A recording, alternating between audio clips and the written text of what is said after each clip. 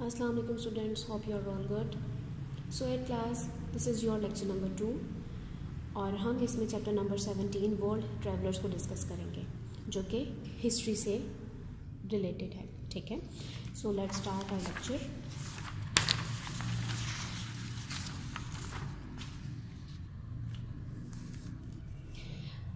Topic हमारा world travellers है. सबसे पहले शॉर्ट क्वेश्चन आंसर्स डिस्कस करेंगे. Question number 1 is who was Kublai Khan. Kublai Khan कौन था? He was the Mongol ruler of China in the 13th century. Kublai Khan 13वीं सदी का मंगोल हुक्मरान था जिसका ताल्लुक चाइना से था. ओके, नेक्स्ट क्वेश्चन देखते हैं आप. Question number 2, what does Baumwolle mean. Baumwolle का मतलब क्या है? Answer is Baumwolle is a German word. Baumwolle German word है meaning tree wool for cotton, जिसका मतलब कॉटन है. अब आते हैं क्वेश्चन नंबर 3 की तरफ. Give the name and length of Columbus ship given to him by the Spanish king. Columbus को जो शिप स्पेनिश किंग ने दी थी उसकी लेंथ और उसका नाम बताना है. यानी ये कि जो कोलंबस की शिप थी जिस पे उसने सफ़र किया था वो उसे स्पेनिश किंग की तरफ से दी गई थी, तो उसका नाम क्या है और उसकी लेंथ क्या है? सेंटा मारिया. उस शिप का नाम सेंटा मारिया है एंड 35 मीटर लॉन्ग शिप और उसकी जो लेंथ है वो 35 मीटर्स है. अब आते हैं क्वेश्चन नंबर 4 की तरफ. What was the name given by Columbus to the Bahamas and why. Columbus ने बहामास को क्या नाम दिया था और क्यों दिया था, यानी उसकी रीज़न भी बतानी है हमने.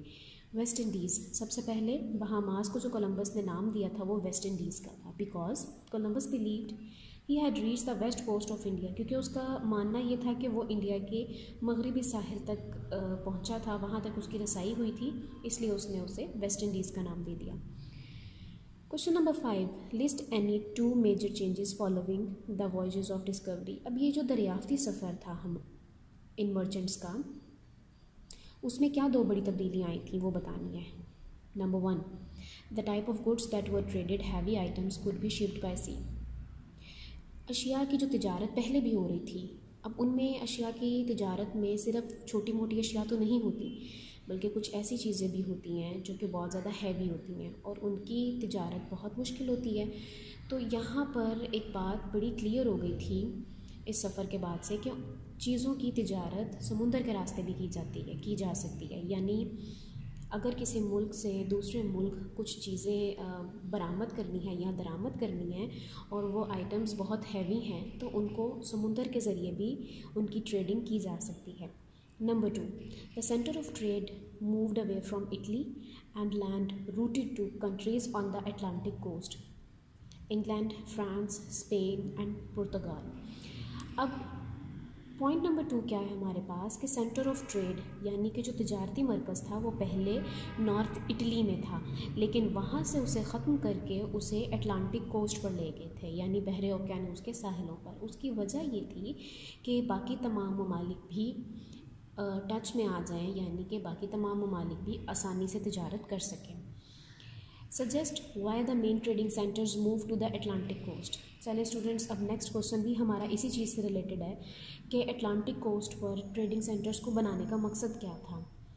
तो आंसर है this opened up new routes. इसने नए रास्ते बना दिए थे, नए रास्ते खोल दिए थे. And brought new countries. इससे क्या हुआ था कि ऐसे ममालिक जो पहले तिजारत नहीं कर सकते थे इनके थ्रू, इन तिजारती मराकज़ के थ्रू उनकी भी रसाई हो गई थी. उनके लिए भी एक नया रास्ता खुल गया था. And the riches within reach of the Europeans. और यूरोप आपको पता है कि बहुत रिच कंट्री रहा है, तो यूरोपियन कंट्रीज़ भी आराम से तिजारत कर सकते थे और उसके अलावा बहुत से ऐसे ममालिक जो कि पहले तिजारत नहीं कर सकते थे उनके लिए भी एक नया रास्ता खुल गया था, एक नया रास्ता बन गया था.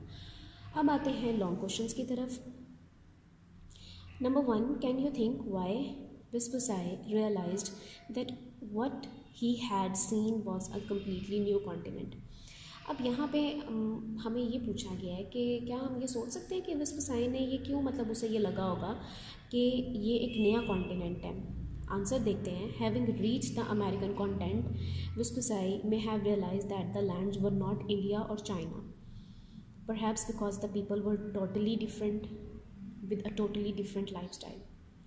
जब वेस्पुसाई अमेरिकन कॉन्टिनेंट पे गया तो तब उसे ये बात रियलाइज़ हुई, तब उसे इस चीज़ का एहसास हुआ कि ये जो ज़मीन है, सरज़मीन है, ये ना इंडिया की तरह है और ना ही ये चाइना जैसी है. बल्कि यहाँ के लोगों का जो लाइफस्टाइल है, यहाँ के जो लोग हैं वो बिल्कुल ही डिफरेंट हैं। The people were totally different, यानी वहाँ के लोग बहुत मुख्तलिफ थे, टोटली डिफरेंट उनका लाइफस्टाइल था। द डिफरेंस इन फ्लोरा, यानी उनका डिफरेंस की बारे में अगर बात करें तो उनका क्लाइमेट भी बहुत ज़्यादा डिफरेंट था। Fiona and people may have convinced him that this was not Asia और India but a new land mass. वहाँ का क्लाइमेट भी डिफरेंट था, वहाँ के फॉरेस्ट भी मुख्तलिफ थे। तो इन तमाम तर डिफरेंसेस के बाद उसे ये चीज़ रियलाइज़ हुई कि ये ना ही एशिया है और ना ही इंडिया है बट अ न्यू लैंड मास, लेकिन ये एक नया लैंड मास ज़रूर है। अब आते हैं क्वेश्चन नंबर 2 की तरफ। How did the travel and discoveries of Marco Polo, Columbus and Vasco da Gama affect the Europeans. अब Marco Polo, Columbus and Vasco da Gama, इनकी किस तरह से डिस्कवरीज़ ने और ट्रैवल ने इफ़ेक्ट किया था यूरोपियंस को। सबसे पहले तो बेटा जी आप लोगों को ये पता होना चाहिए, मार्को पोलो, कोलंबस और वास्को डे गामा ये तीनों बहुत ही ज़्यादा अहम मर्चेंट्स हैं, यानी ताजिर हैं। और आपको ये भी याद होगा कि कोलंबस ने तो अमेरिका ही डिस्कवर किया था, अमेरिका भी डिस्कवर किया था। तो अब आंसर पे आते हैं। They introduced Europeans to completely new product. इन्होंने यूरोपियंस को किस तरह से इफ़ेक्ट किया था कि यूरोपियंस को न्यू प्रोडक्ट्स इंट्रोड्यूस करवाई थी, जैसे कि tobacco from America and fragile item such as pottery and furniture from Asia.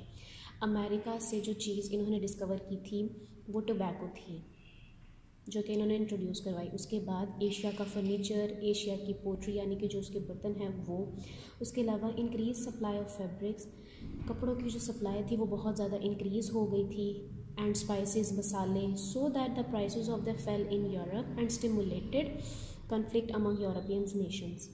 अब इससे क्या हो गया था कि इनकी जो प्राइसेस थी वो बहुत ज़्यादा बढ़ गई थी, और उसकी वजह से अब इन चीज़ों की प्राइसेस जब बढ़ गई थी तो यूरोपियन कंट्रीज़ में जो चीज़ें बन रही थी, जो उनकी अपनी चीज़ें थी, उनकी प्राइसेस गिर गई थी, जिसकी वजह से थोड़े से कन्फ्लिक्ट यानी कि झगड़े पैदा हो गए थे, थोड़े से प्रॉब्लम्स हो गए थे। स्पेन, जिनमें स्पेन आता है, पुर्तगाल आता है, हॉलैंड आता है, फ्रांस आता है, ब्रिटेन आते हैं to get the lands as colonies. ठीक है, तो इसमें जो इफ़ेक्ट होने वाले चंद ममालिक हैं उनमें ये सब आते हैं। सो क्लास अब आते हैं ऑब्जेक्टिव पार्ट की तरफ। आपके इस चैप्टर में हमारे पास कुछ MCQs हैं जिनको अब हम डिस्कस करते हैं। सबसे पहले तो हमारे पास कुछ क्वेश्चंस दिए हुए और उनकी 4 ऑप्शंस हैं। क्वेश्चन नंबर 1 है मार्को पोलो वॉज एन। अब ऑप्शंस हमारे पास क्या है, इंग्लिश मैन, डच, पुर्तगास या इटालियन। तो मार्को पोलो कौन था, इटालियन था। Number 2, it took Marco Polo dash to reach China. Marco Polo को चाइना पहुंचने में कितना टाइम लगा था, 3 months, 3.5 years, 13 years और 6 weeks, 3.5 years। Number 3, the Mongolian ruler of China when the Polos were there was. Mongolian ruler कौन था China का जब पोलो वहाँ गया था, माओ ज़ेडोंग था, चंगेज़ खान था, किबलाई खान था या तिमूर था।